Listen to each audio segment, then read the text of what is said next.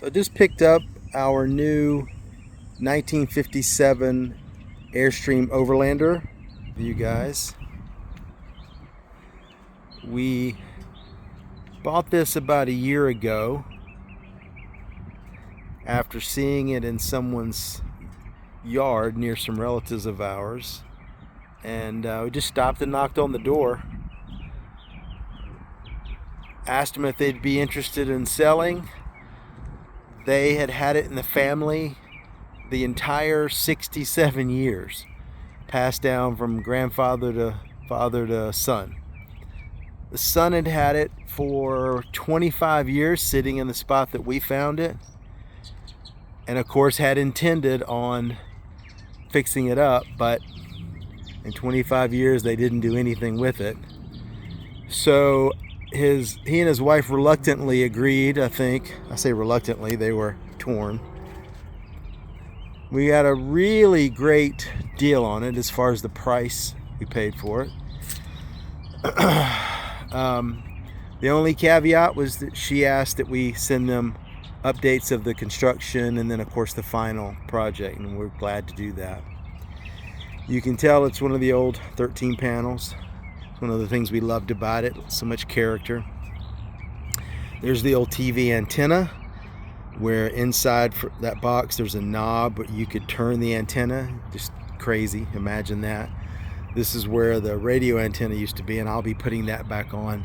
We won't be adding a television antenna, however, we want to keep this for nostalgia. We'll probably make it some sort of a flagpole. We really haven't decided.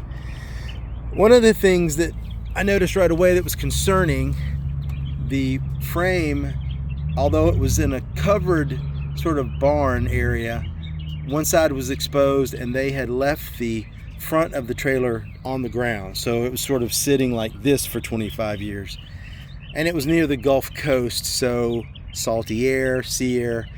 You can tell here that the frame is rusted right there at the front edge. That's where the I-beams would have stopped, or the frame rather. So of course, A, I was nervous bringing it home, but B, we'll be replacing all of this. Once we get to that stage and we check the overall frame, we'll be removing the hitch, replacing it with a new, more up-to-date style. Of course, we'll have an electric tongue jack, and then we'll place as much of this as necessary. So there's that. Of course, there's the obvious stuff of broken windows, and one of the things about where we've had it parked on our relatives, they had lots of land, so I was able to go down over the last year and little by little gut it. So the inside is completely empty. It's just the interior walls and what's left of the floor. You notice as I'm walking around, the aluminum skin, the original, it's just in pristine condition. As far as dents and dings, obviously there's years of residue. We've already pressure washed it. We'll do that again, and then we're debating whether we're going to try to buff it or we'll hire someone. We're leaning toward hiring someone. The old stacks there, we have the original chimney cover there. This one was lost. Vents for the refrigerator, etc., etc.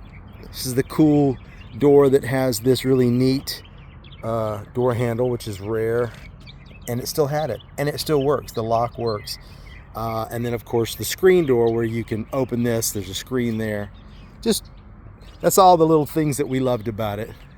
I did go ahead and put new tires and rims on it, and I repacked the bearings just for the ride home, but we're going to be replacing the axle, the springs, all of that. Probably, well, would like to go at the Dexter. Not sure if that's possible with this year, but that's the plan for now. It's got a pretty nice stance. In the yard I had it parked, it looked like it was sitting low to the ground, but that's pretty high off the ground considering it's an original 4-inch drop axle with a spring. It's impressive how much ground clearance it has in that stage, but we're going to go with the straight axle. We'd love to get rid of the springs if we can.